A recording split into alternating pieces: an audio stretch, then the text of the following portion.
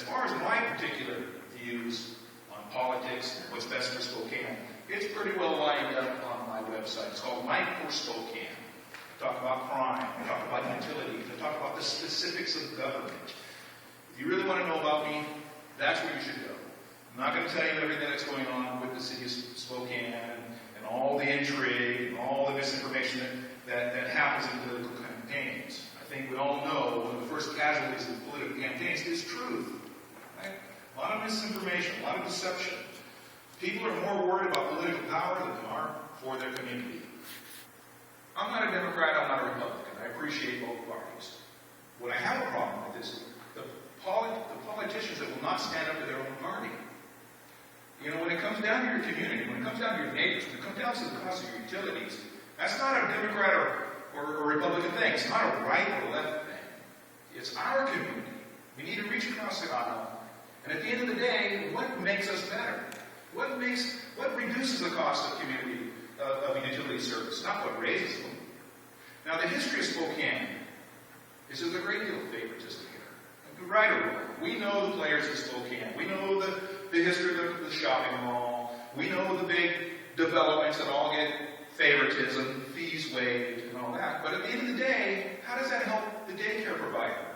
How does that help the small business? The wealthy gets subsidies. But what about the rank and file? The people that really pay for that. They pay for the utilities. Our utilities are high. They're high in Spokane compared to the regional neighborhoods. And then we added 25% utility tax. Or at least we did. I haven't checked it last year or so. That makes us not competitive. If you're a business, you're starting out, you don't want to locate where you have the highest cost of utilities. You want to be competitive. You want people to come here, invest in the community, enrich their lives, raise their family, and make us all better. But you don't come here to be a sucker.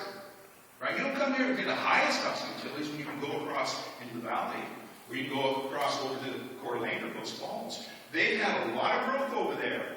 A lot of that has come from Spokane. And it's because of this dealings that we have.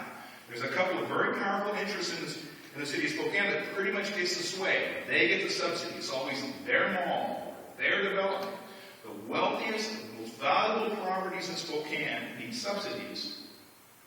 But Hilliard, Broadway District, Felony Flats, how much do we give them? We don't. We always give it to the wealthiest. And that's what I want to come back to. It's not that I think the other candidates are right or wrong. They all have their views, and I do appreciate them. But who stands up to their party, and who will stand up to the state, and who will stand up to the federal government that oppresses the rights and liberties of the individuals? We get all kinds of regulations. Everybody knows what the other guy should do. But who really wants to take orders from a state bureaucracy in Olympia? Who wants to take orders from Washington? Who's going to stand up for the community? Who's going to stand up for the citizens of Spokane? That's what I want to do. That's why I run for mayor. It's not that I have a burning desire to be mayor. It's I don't feel that we're defending the sovereign interests of the individual citizens from the political brokers, power brokers that really run this state. They run this community. They run the federal government. We need to stand up to those. We don't need to tax more here. We need to drive the taxes down. We don't need to raise the cost of utilities here. We need to drive them down. We need to be competitive. We need to show the nation really that we can deliver excellent value. So we can attract the big corporations. And the small businesses too will do fine. That's what I'm about. I appreciate this neighborhood. The last time I was here, it was a big issue with property crime. That's very important to me. I think we could really get a handle on property crime. I don't think we have to burden our law enforcement to do it.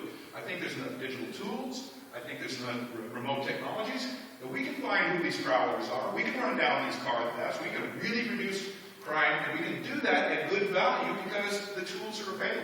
It's important to me. I was happy to see the resource officer here earlier. That's important. I think you need to have good relations with them, good dialogues. When you see something, keep them informed. That's how you reduce property crime. You don't reduce property crime thinking that it's always the law enforcement. It's always someone else's responsibility. No. Our communities are our responsibility.